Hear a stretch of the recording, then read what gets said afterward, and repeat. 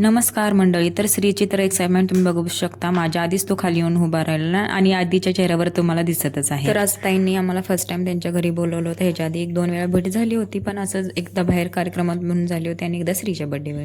त्याच्यानंतर ते म्हटले आमच्या पण घरी या, म्हणून आज इन्व्हाइट केलं होतं. आम्ही सगळे गेलो होतो.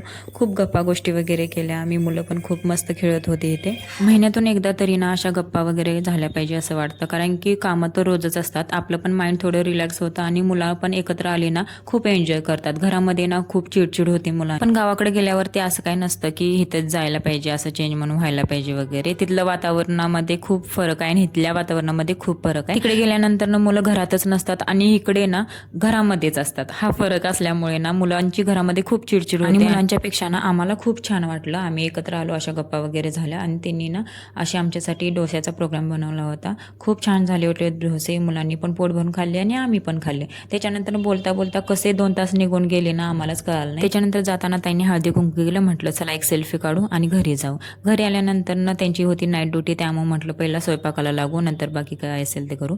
तर कसा वाटला माझा मिनी ब्लॉग? आवडला असेल तर लाईक करा आणि अजून माझ्या चॅनलला सबस्क्राईब केलं नसेल तर चॅनल सबस्क्राईब करा. भेटूया आपण नेक्स्ट व्हिडिओमध्ये. तोपर्यंत बाय.